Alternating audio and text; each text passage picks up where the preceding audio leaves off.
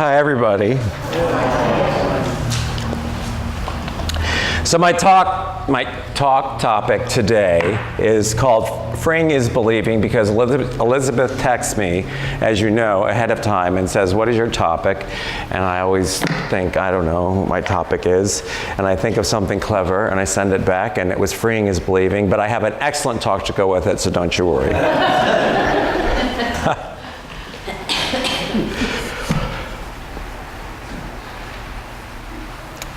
So I want to talk about the idea of belief and its tie to freedom, obviously, and about the misconception or the conception that we are a bunch of Pollyannas that love our woo-woo, that skip through the tulips, and just affirm everything is okay, even in the face of tragedy. And as I was just turning my phone off today, more news of tragedy. So in these days and times, we're no strangers anymore to tragedy. And there's a school of thought called quietism, which is basically that we reject the world of condition. We attach ourselves to the absolute, and this might sound familiar to you, that we reject those things as illusion, and that everything is God. Now, there's not a part of that that's not true. In reality, big R, in the absolute. But Vivekananda tells a story about the dog's curly tail. And the idea that we're going to have a dog's curly tail, and we're going to roll out that tail, and we're going to straighten it, and it's just going to keep curling back up. And we're going to roll out that tail, and it's going to curl back up. And that there's really nothing that we are going to be able to do in the world of effect to make that curly dog's tail straight, whether we like it or not. And even if we do, even if we do it very, very much, and it's very, very bad, it's still going to be what it is. So what is it that's ours to do? What is it that we're going to do so that we can free ourselves to believe what it is that we want to, and still be in alignment with the general idea that it's all good and it's all God and it's all great? And this morning I was thinking about two particular priests when I was in Catholic school and I was an altar boy at Saints Peter and Paul Church. One was Monsignor Schultz, who is exactly what he sounds like. He would stop Mass if you were late. If anybody was late, it was this beautiful amphitheater-style church. And if you walked in late to church, he would stop exactly where he was and just look at you as you went to your aisle and down to your seat, and then he would continue. So it was sort of the passive-aggressive shame of arriving late. So as time went on, people either wouldn't be late, or in the back there were these cry rooms where they would put the children.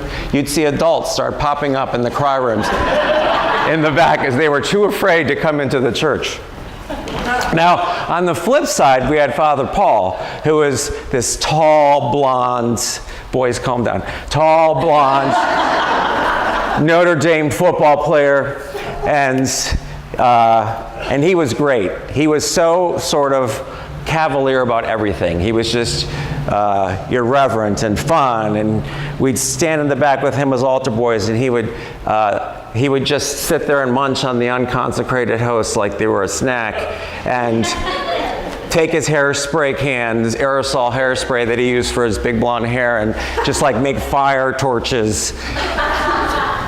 And And he was a Jesuit, so he had lots of things, lots of great, chalices, and and he had all these statues of saints, and we used to go into his office and we would play action figures with them. And he would have Mary and Joseph and be like, Jesus, you have to stop! You have to stop the madness! You're going to get back here, you're going to get yourself in trouble. So anyway, so what he brought to me, on one side I had the reverence for it all. And on Father Paul's side, I had sort of the detachment. I mean, not irreverence, not an irreverence to it, just he just put it in perspective for what it is. I got profound ideas of spirituality from both. But from Father Paul, I got the permission to let go of all the things that are attached to those beliefs, to those shames and guilts. Father Paul thought it was hysterical that Monsignor Schultz would stop Mass and not speak while someone walked in late. So from those two people, you had on one side the person that was trying to straighten the curly dog's tail, and the other one that just let it be. And if they were straightening it, it was the fun of watching it roll back up into what it was before. So, in this place of knowing that all is good and all is in divine right order and all is God, and that God is in everything, God is in you and me, I was thinking last week as we had the events, the tragedy that happened in Istanbul. And it was interesting to me that as we had been sort of moving up to this event, as you saw on social media, I am Paris, I am Paris, I am Belgium, I am Orlando. And I posted, I am Istanbul. And I got a few likes. But social media did not blow up with I am Istanbul. Why? Because within us there's still something, there's still some barrier, there's some idea that we go, I don't know that I'm exactly Istanbul. I'm Orlando. I'm Paris. But I don't know that I'm Istanbul. I don't know that I'm those innocent people, even though we're all one. I'm not sure. Because aren't the Muslims, isn't this an Islamic? Didn't they bring those Syrians in? So this is what we're up against. As people who want to think in terms of absolute freedom, absolute equality, acceptance, the knowing that Spirit is in everyone. Where do we draw the line? The difference is that we realize all of these great things about God and us and the connection. We realize it. And then we go about our business making it so. If you go back to Kabbalah or some ancient traditions about we are living in a splintered world, and it's our job to put it back together. So if we know that the divine idea is wholeness, and we have all of this showing up in our world, it's obviously not wholeness. It's obviously not showing up in our experience as wholeness. So our purpose is to be an active participant in this journey to expand, as the prayer of Jabez says, expand our territory, expand our ideas, expand our inclusivity, so that we can create wholeness. Because as each of us expands our idea and our acceptance and our activity of the idea of wholeness, we expand our idea. Because I came up against that.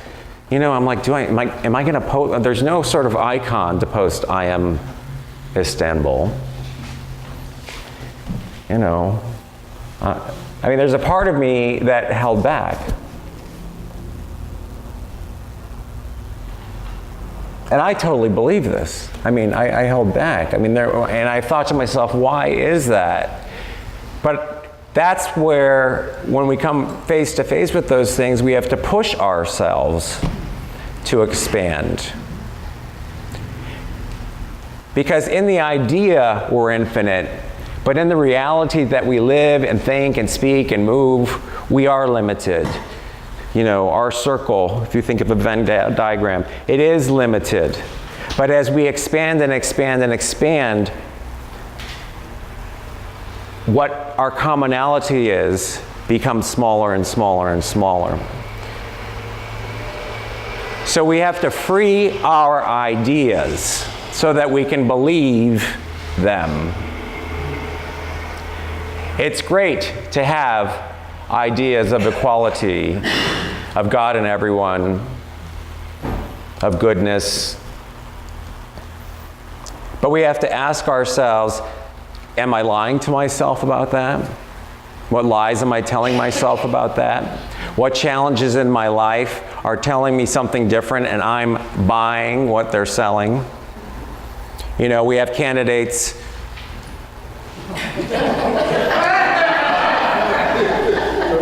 I will not say his name. You know, and everything is much, much, much, very, very, very, very, very bad. You know, very, very bad, and walls and walls.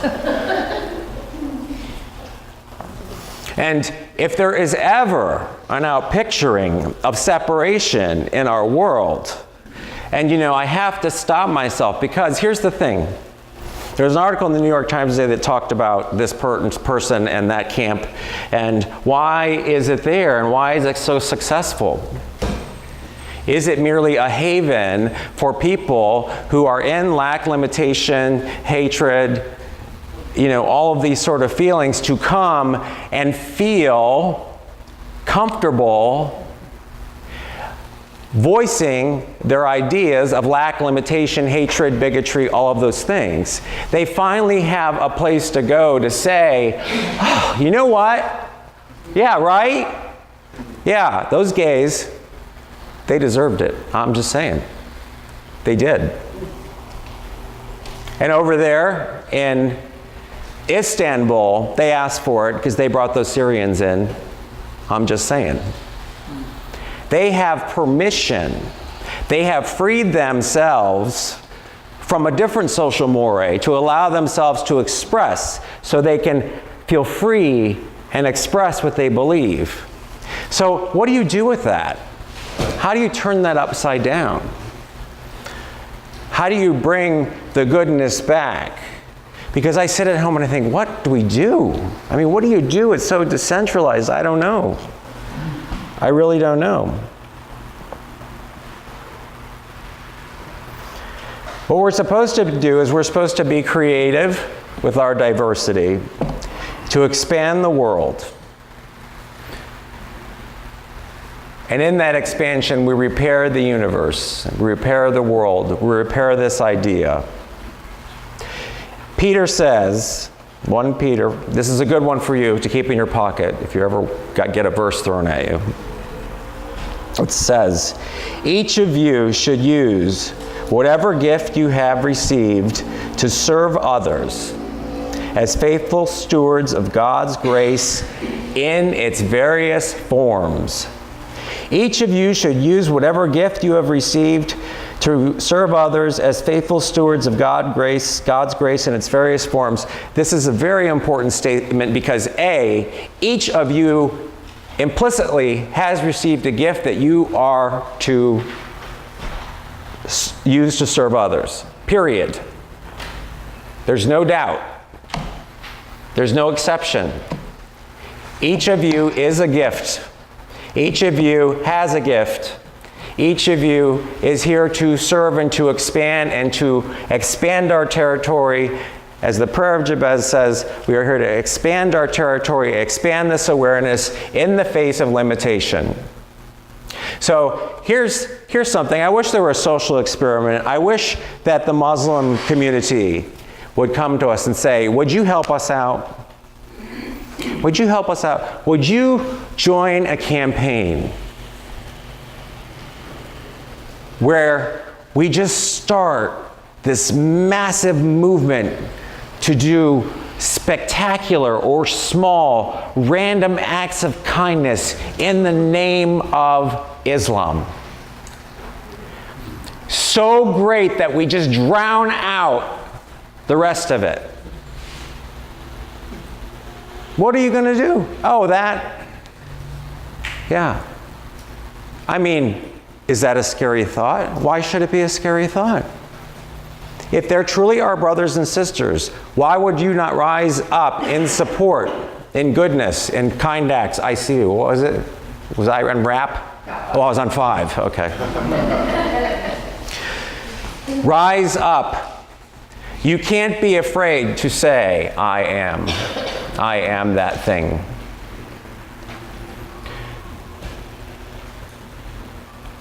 This is our job. To free ourselves from the labels and the lacks and limitations and all those things. I think we all agree we've got the idea. I don't think anyone here does not understand, because I know from your singing and the fabulous Broadway endings that we bring to every song we sing here. We always bring it home. I love that. There's no doubt in my mind that we have conceptually, we understand the idea of this eachness and the allness of God, this oneness, but we have to live it. And when we are living it and we're butt up against something, because I have to stop myself, I'm telling you, when we are not flexible, we become fanatics. And fanaticism has nowhere to go. I have to stop myself from becoming a fanatic against fanaticism, which is merely another form of fanaticism. If any of you, and I know some of you are my Facebook friends, I have to dial it back. I'm up here, I have to be down here. Can't help myself. I just can't. I can't help myself from sharing these things that are just mind-blowing and unbelievable. And whose mind am I going to change? I'm becoming a fanatic against a fanatic, and that's not helping anybody. It's not. I'm becoming the same lunatic, just saying that person's a lunatic. Look, lunatic, lunatic, lunatic. I mean, that's no good. That's not doing anything. That's not being heart-led. I don't know what that is. But it's like an accident. I can't look away. I just can't. I can't. It's like I can't stop looking. It's like rubbernecking. I have to stop myself from the madness. I have to stop. So, and no one can hear us like that either, are you? No? You're all just pacifists. So Jesus said, if someone hits you on the right cheek, what do? Turn the other cheek. Yeah. But see, that's not pacifism at all. Because in his culture, to hit someone in the right cheek, you hit him backhanded, right? You hit him backhanded. That was a sign of superiority. For me to hit you backhanded with my right hand, we never used our left hand. That was evil. We always used our right hand. A backhanded slap into your right cheek was a sign of subservience. I would do that to a slave. I would do that to someone inferior to me. So to turn the other cheek, to force them to strike me again this way, with the face of my hand, made me their equal. It was not an act of pacifism. It's an act of defiance. It's an act of activism. So it is action. It's still action. It is forcing you to meet me where I am. I'm not going to hit you back, but I'm not going to be your you-know-what. So we need to understand what these things say. It's not about laying down. This is our freedom. These are the things that we need to know and believe and act and take action on. This allowing and letting go, but taking action so that we can believe and move forward in our freedom and feel that we have permission to disallow that which does not serve us and actively move toward that which does. All in service to this divine idea of wholeness and love that we know is the truth. So we are not unicorns and rainbows. We can be. I like that. But we are called upon to act. To act for peace and love. To act for wholeness. Yes. Thank you.